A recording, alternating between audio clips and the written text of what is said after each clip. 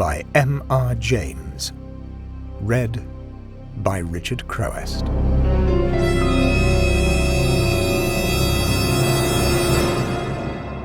And if you was to walk through the bedrooms now, you'd see the ragged, mouldy bedclothes a-heaving and a-heaving like seas. And a-heaving with what? He says. Why, with the rats under 'em. But was it with the rats? I ask because in another case it was not. I cannot put a date to the story, but I was young when I heard it, and the teller was old. It is an ill-proportioned tale, but that is my fault, not his. It happened in Suffolk near the coast, in a place where the road makes a sudden dip and then a sudden rise as you go northward. At the top of that rise stands a house on the left of the road. It is a tall red brick house, narrow for its height. Perhaps it was built about 1770. The top of the front has a low triangular pediment with a round window in the centre. Behind it are stables and offices, and such garden as it has behind them. Scraggy Scotch firs are near it. An expanse of gorse-covered land stretches away from it. It commands a view of the distant sea from the upper windows of the front. A sign on a post stands before the door, or did so stand, for though it was an inn of repute once, I believe it is so no longer.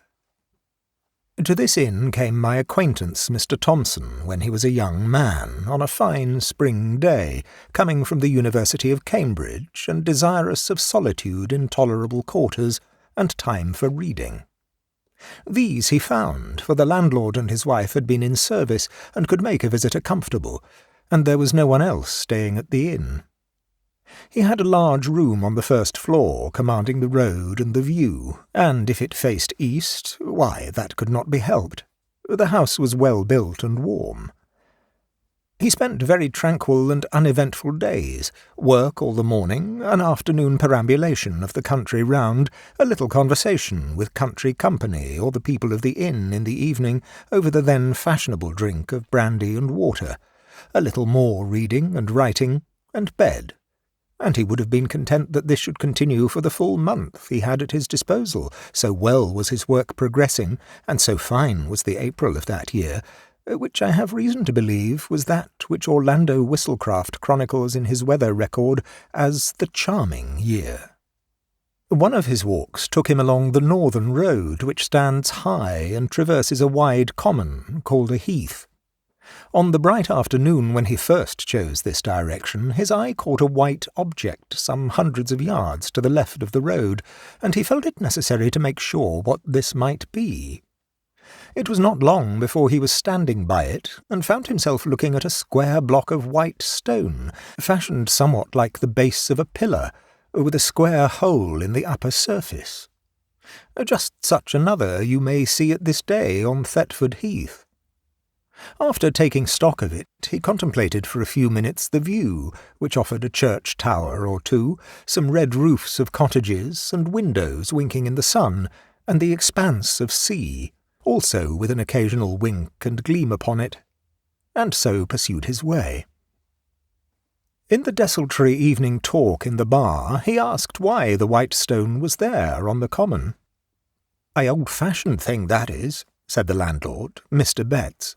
"We was none of us alive when that was put there." "That's right," said another. "It stands pretty high," said Mr. Thompson. "I dare say a sea mark was on it some time back." "Ah, yes," Mr. Betts agreed. "I have heard they could see it from the boats, but whatever there was, it's fell to bits this long time." "Good job, too," said a third. "'Twarn't a lucky mark, by what the old man used to say. Not lucky for the fishing, I mean to say." "Why ever not?" said Thompson. "Well, I never see it myself," was the answer, "but they had some funny ideas. What I mean, peculiar, them old chaps, and I shouldn't wonder but what they made away with it theirselves." It was impossible to get anything clearer than this. The company, never very voluble, fell silent, and when next someone spoke it was of village affairs and crops. Mr. Betts was the speaker. Not every day did Thompson consult his health by taking a country walk. One very fine afternoon found him busily writing at 3 o'clock. Then he stretched himself and rose, and walked out of his room into the passage. Facing him was another room, then the stairhead, then 2 more rooms, one looking out at the back, the other to the south. At the south end of the passage was a window, to which he went, considering with himself that it was rather a shame to waste such a fine afternoon. However, work was paramount just at the moment. He thought he would just take 5 minutes off and go back to it, and those 5 minutes he would employ, the Betseys could not possibly object, to looking at the other rooms in the passage, which he had never seen. Nobody at all, it seemed, was indoors. Probably, as it was market day, they were all gone to the town, except perhaps a maid in the bar. Very still the house was, and the sun shone really hot. Early flies buzzed in the window panes. So he explored. The room facing his own was undistinguished, except for an old print of Bury St. Edmunds. The 2 next him on his side of the passage were gay and clean, with 1 window apiece, whereas his had 2. Remained the south-west room, opposite the last which he had entered. This was locked, but Thompson was in a mood of quite indefensible curiosity, and feeling confident that there could be no damaging secrets in a place so easily got at, he proceeded to fetch the key of his own room, and when that did not answer, to collect the keys of the other 3. One of them fitted, and he opened the door. The room had 2 windows looking south and west, so it was as bright and the sun as hot upon it as could be. Here there was no carpet, but bare boards, no pictures, no washing-stand, only a bed in the farther corner, an iron bed, with mattress and bolster, covered with a bluish check counterpane. As featureless a room as you can well imagine, and yet there was something that made Thompson close the door very quickly and yet quietly behind him, and lean against the window-sill in the passage, actually quivering all over. It was this, that under the counterpane someone lay, and not only lay, but stirred. That it was someone and not something was certain, because the shape of a head was unmistakable on the bolster, and yet it was all covered, and no one lies with covered head but a dead person. And this was not dead, not truly dead, for it heaved and shivered. If he had seen these things in dusk, or by the light of a flickering candle, Thompson would have comforted himself and talked of fancy. On this bright day, that was impossible. What was to be done? First, lock the door at all costs. Very gingerly he approached it, and bending down listened, holding his breath. Perhaps there might be a sound of heavy breathing, and a prosaic explanation. There was absolute silence. But as, with a rather tremulous hand, he put the key into its hole and turned it, it rattled, and on the instant a stumbling, padding tread was heard, coming towards the door. Thompson fled like a rabbit to his room and locked himself in. Futile enough, he knew it was. Would doors and locks be any obstacle to what he suspected? But it was all he could think of at the moment, and in fact nothing happened. Only there was a time of acute suspense, followed by a misery of doubt as to what to do. The impulse, of course, was to slip away as soon as possible from a house which contained such an inmate. But only the day before he had said he should be staying for at least a week more, and how if he changed plans could he avoid the suspicion of having pried into places where he certainly had no business? Moreover, either the Betseys knew all about the inmate, and yet did not leave the house, or knew nothing, which equally meant that there was nothing to be afraid of, or knew just enough to make them shut up the room, but not enough to weigh on their spirits.